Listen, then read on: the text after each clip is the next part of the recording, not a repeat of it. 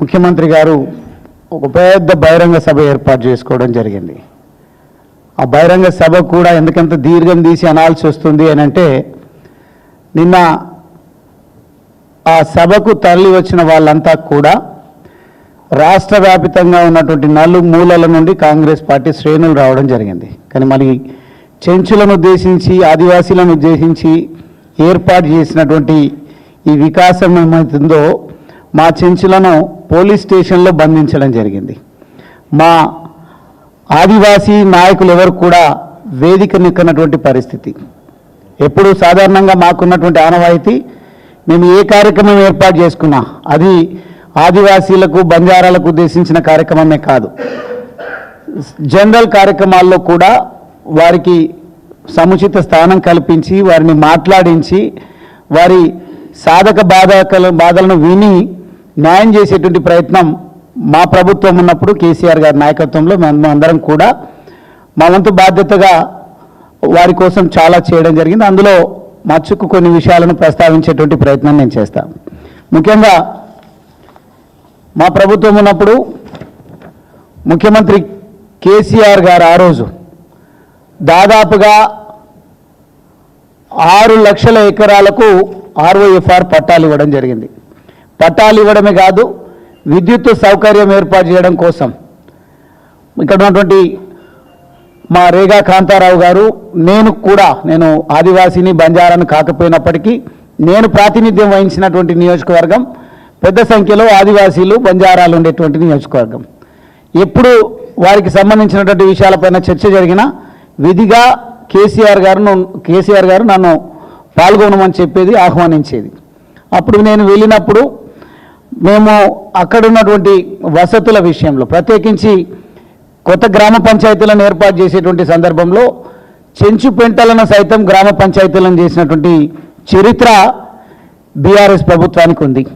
అదే మాదిరిగా అక్కడున్నటువంటి ఆరాధ్య దైవంగా భావించేటువంటి బౌరాపూర్ చెంచు మహాలక్ష్మి దేవాలయం నిర్లక్ష్యానికి గురైతే ఎట్లయితే మేడారం సమ్మక్క సారక్క సంబరాలు జరుగుతాయో ఆ మాదిరిగా చెంచుల ఆత్మగౌరవాన్ని చాటే విధంగా ప్రభుత్వమే నిధులు కేటాయించి 10 లక్షలు, 15 లక్షలు కేటాయించి సంవత్సరానికి స్వామివారి కళ్యాణం, ఆ దేవత కళ్యాణాన్ని మేము నిర్వహించడం జరిగింది. ప్రతి ఒక్కరిని ప్రభుత్వ ఖర్చులతో ట్రాన్స్పోర్టేషన్ ఏర్పాటు చేసి, వసతులు ఏర్పాటు చేసి, మంచి భోజన వసతులు కల్పించి వారికి మేము ఉన్నామని ఆత్మస్థైర్యాన్ని ఇవ్వడంతో పాటుగా, చెంచు పెంటలకు ట్రాన్స్పోర్టేషన్ లేకపోతే చెంచు పెంటలకు మేము ఆటోలను ఏర్పాటు చేసి రవాణా సౌకర్యాన్ని కల్పించడం జరిగింది. మొత్తంగా ఏమైనా అభివృద్ధి జరిగిందంటే అది బీఆర్ఎస్ హయాంలో జరిగింది, ఆదివాసీలకు సంబంధించి, చెంచులకు సంబంధించి. దానికి తోడుగా ఏమైనా క్రెడిట్ ఇవ్వాల్సి వస్తే RDT అనే ఒక స్వచ్ఛంద సంస్థకి ఇవ్వాలి. ఈరోజు RDT సంస్థ ఇప్పటికే అక్కడ ఉన్నటువంటి చెంచులకు గృహ నిర్మాణం చేపట్టింది. అదేవిధంగా అక్కడ ఉన్నటువంటి నిరుద్యోగ యువతకు మేము ట్రైనింగ్ ఇప్పించి వాళ్ళను గైడ్లుగా నియామకాలు చేసి టూరిజంను ప్రోత్సహించేటువంటి ప్రయత్నం మేము చేయడం జరిగింది. ఇప్పుడున్నటువంటి వాళ్ళు వాస్తవంగా ITDAకు కేంద్రంగా మన్ననూరు ఉంది. మన్ననూరులో నిన్న జరిగినటువంటి ఈ వికాసం ఏదో అక్కడ నిర్వహించాలి సభ. కానీ ఎవరి ప్రభావమో, ఎవరిని ఉద్దేశించి ఆ సభ జరిగిందో ఈరోజు ప్రశ్నార్థకంగా మారింది. చెంచులంతా ఉండేదేమో చెంచుపేంటల్లో, వటవర్లపల్లి, మల్లెల తీర్థం, అదేవిధంగా అప్పాపూర్, బోరాపూర్, ఈ పెంటలకన్నిటికీ సౌకర్యంగా మన్ననూరు ఉంటుంది. అక్కడ ఉన్నటువంటి చెంచు సోదరిమణులకు అక్కడికి రావడం అలవాటు. ఇప్పటికీ కూడా ఎంత చైతన్యం తీసుకొచ్చే ప్రయత్నం చేసినా అడవే సర్వస్వమని బ్రతికేటువంటి ఉద్దేశం మా ఆదివాసీలకు, మా చెంచులకు ఉంటుంది. కానీ వాళ్ళను బలవంతంగా బయటికి పంపించాలంటే వారిని మైదాన ప్రాంతం అలవాటు చేయాలనుకున్నారా, లేకుంటే వారికి పెట్టుబడిదారులను, పెత్తందారుల కింద పనిచేసేటువంటి ఆనవాయితీ కల్పించాలనుకున్నారా తెలియదు. కానీ ఎక్కడో నిర్దేశించబడ్డటువంటి సమావేశ ప్రాంగణాన్ని కూడా మార్చి ఈరోజు చెంచులను సమావేశానికి రాకుండా పోలీస్ స్టేషన్లో బంధించి, నిన్న చెంచు నరసింహస్వామి చెంచు దేవతకు సంబంధించినటువంటి దేవాలయ ప్రారంభోత్సవం నిన్న కార్యక్రమం పెట్టుకుంటే ఆ కార్యక్రమానికి కూడా వెళ్లకుండా పోలీస్ స్టేషన్లో బంధించి ఏ రకంగా వారిని ఆందోళనకు గురి చేసినరో ఒక్కొక్కరిని మీరు చెంచులతో మాట్లాడినట్టయితే తెలుస్తుంది. సమావేశము ఆదివాసీలకు ఉద్దేశించి నిర్వహించారు. కానీ ఈరోజు నిన్న ముఖ్యమంత్రి గారు మాట్లాడుతున్నటువంటి విధానము మరో డిక్లరేషన్కు మేము నాంది పలికినాం అన్నట్టుగా అక్కడ వచ్చి కేవలం 26 మందికి మేమే భూములు ఇచ్చినాం. ఎట్లయితే మేము 60,000 ఉద్యోగాలు కల్పించినామని జబ్బలు జరుచుకుంటూ ఊకదంపుడు ఉపన్యాసాలు ఇచ్చుకుంటూ ప్రచారాలు చేస్తూ ఉన్నారో ముఖ్యమంత్రి గారు కాంగ్రెస్ ప్రభుత్వం నిన్న చేసిందంతా మేము పంపిణీ చేసినటువంటి భూములకు ఎలక్షన్ కోడ్ రావడం వల్ల మేము ఆ 26 మందికి కూడా పట్టాలు ఇవ్వలేకపోయినాం. కానీ సిద్ధంగా ఉన్నది, ప్రొసీడింగ్స్ అంతా కూడా అప్పుడే సిద్ధమై ఉన్నాయి. కానీ పంపిణీ చేసే విషయంలో మేము నిజంగా వెనకబడ్డ మాట వాస్తవం. కానీ ఆ భూముల కోసం వాస్తవంగా వెనకబడ్డానికి కూడా ఇంకో కారణం ఉంది. అక్కడ ఉన్నటువంటి ఆదివాసీలు నిన్నటి లబ్ధిదారులు ఎవరైతే ఉన్నారో వాళ్ళంతా కూడా మాకు 4 ఎకరాలు కావాలి, 3 ఎకరాలు కావాలని భూమి ఉన్న చోట మాకు కల్పించనని వాళ్ళు వినతి పత్రాలు ఇచ్చినటువంటి కారణంగా 1 ఎకరా 1/2 ఎకరాతోన వాళ్ళని సంతృప్తి పరచలేమని మేధోమదనం జరిపి కొంత ఆలస్యమైన మాట వాస్తవం. కానీ మీరు ఇచ్చిందంత ఒక్కొక్కరికి మేము సిద్ధం చేసినటువంటి ప్రొసీడింగ్స్లో ఒక్కొక్కరికి మీరు 1 ఎకరా 1.5 ఎకరా మాత్రమే ఇవ్వడము, మొత్తంగా ఆ పేరు కూడా పలకనికి వస్తలేదు, పేరు మార్చుకుందామని చెప్పేసి ముఖ్యమంత్రి గారంటే ఏదో రాజు అనుకుంటున్నట్టున్నారు. ముందే సిద్ధమైనటువంటి నిర్ణయించబడ్డటువంటి పేరు ఇందిరా సౌర గిరి జల వికాసం అంటే మార్చండి అని వేదిక పైననే ఆదేశాలు మంత్రులకు ఇస్తున్నారు. ఈ మంత్రుల ఆత్మాభిమానం ఏమవుతుందో నాకైతే తెలియదు.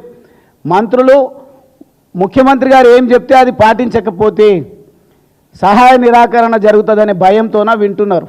కానీ ఇప్పటికి కూడా బ్లాస్ట్ అవుతున్నారు. ఎక్కడికక్కడ మనం సోషల్ మీడియాలో మెయిన్ స్ట్రీమ్ మీడియాలో గమనిస్తూ ఉన్నాం. ఈ ముఖ్యమంత్రి వైఖరి వ్యవహార శైలి వల్ల ఏ రకంగా మాట్లాడుకుంటున్నారో అని అందరికీ కూడా తెలుసు.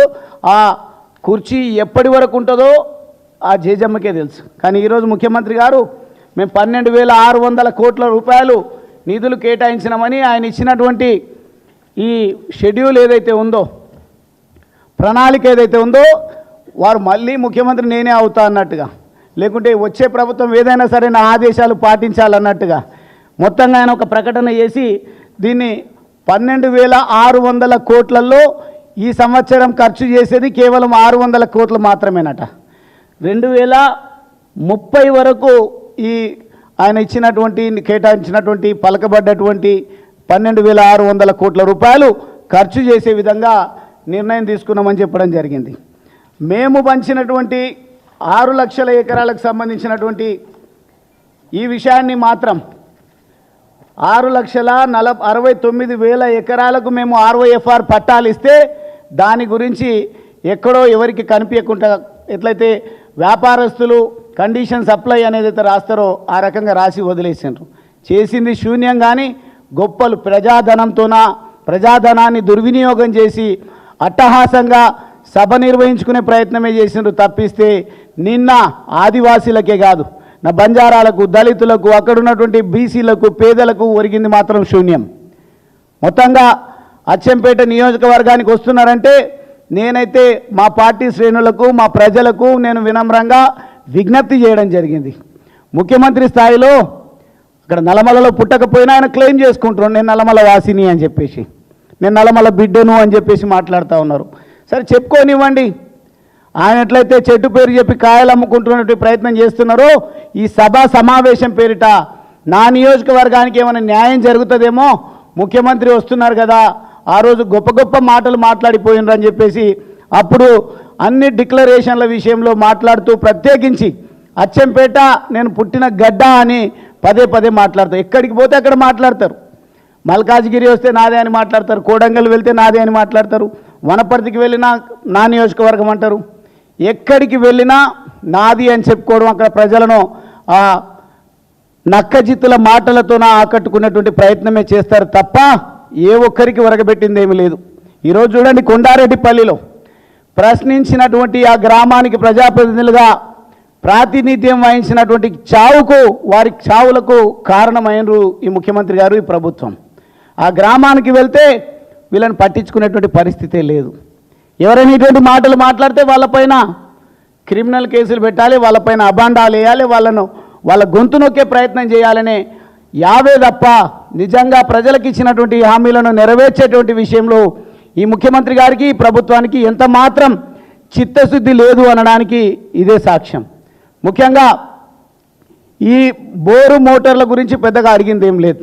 నేను ఈరోజు స్పష్టంగా అడగదలుచుకున్న ముఖ్యమంత్రి గారిని, ప్రభుత్వాన్ని, మా ప్రభుత్వం Umamaheshwara reservoir, Chennakeshava reservoir, Maddimadugu Anjanna reservoir, అక్కడ ఉన్నటువంటి నిరంజన్ షావలి పేరిట మేము పెట్టినటువంటి ప్రతిపాదన, వీటన్నింటి విషయంలో మేము పూర్తిగా బడ్జెట్లో నిధులు కేటాయించి 2350 కోట్ల రూపాయలు ఆ ప్రాజెక్టుకు నిధులు అవసరమైతే 1650 కోట్ల రూపాయలను బడ్జెట్లో పెట్టి ఆ రోజు ముఖ్యమంత్రి గారు కేసీఆర్ గారు రావడానికి కొంత ఇబ్బంది అయితే వారే నాకు అనుమతిస్తే నా చేతుల మీదుగా ఉమామహేశ్వర రిజర్వాయర్కు నేను శంకుస్థాపన చేయడం జరిగింది.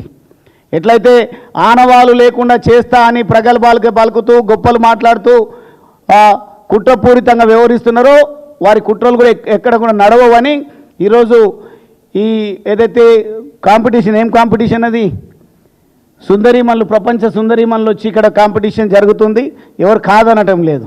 కానీ వారు ఏమనుకున్నారు, ఆయన ప్రచారము, ఆయన ఆర్భాటం చూపించుకుందాం వాళ్ళ ద్వారా వాళ్ళని అంబాసిడర్స్గా పెట్టి అనుకున్నారు. చివరికి ఏమైంది, కేసీఆర్ గారు ఏదైతే గొప్ప చరిత్ర నిర్మించిండో తెలంగాణ రాష్ట్రాన్ని సాధించి 10 సంవత్సరాల తెలంగాణ రాష్ట్ర సమితి బీఆర్ఎస్ ప్రభుత్వ హయాంలో వాటిని వెలుగెత్తి చాటడం కోసం నువ్వు కుట్ర చేసినటువంటి ఆ కుట్రను పటాపంచలు చేస్తూ ప్రపంచ సుందరీమణులు మాకు బ్రాండ్ అంబాసిడర్గా, మా గత ప్రభుత్వానికి అంబాసిడర్స్గా మిగిలినరు. అంటే ఆ రకంగా మీరెన్ని నొక్కి పెట్టేటువంటి ప్రయత్నం చేసినా, మీరెన్ని కుట్రలు కుతంత్రాలు చేసి ప్రజల మనసు చెదిరే విధంగా ప్రయత్నం చేసినా, ఈరోజు మీరు అంటున్నారు కదా మా ఆదివాసీలను కొట్టి బంధించి వాళ్ళకి న్యాయం చేయలేకుండా అన్యాయం చేసిండ్రు అని, మీరే కదా నిన్న సమావేశం ఏర్పాటు చేసి మా వాళ్ళని ఎవరికి కూడా సమావేశానికి అనుమతి ఇవ్వకుండా పోలీస్ స్టేషన్లో పెట్టి భయభ్రాంతులకు గురి చేసింది. అటువంటి మీరు ఈరోజు మా నుంచి ఆదివాసీలను, బంజారాలను, దళితులను, పేదలను ఎడవాపేటువంటి ప్రయత్నాలు, కుట్రలు కుతంత్రాలు ఎన్ని చేసినా ప్రజలకు నీళ్ళేందో పాలేందో చాలా స్పష్టంగా తెలుసు. కేసీఆర్ గారి ప్రభుత్వంలో మా హయాంలో ఎంతైతే ప్రజలకు న్యాయం జరిగిందో, మేము భూమిని ఇచ్చి ఊరుకోవడం కాదు, వాళ్ళకు విద్యుత్ సౌకర్యం కల్పించడం జరిగింది, వాళ్ళకు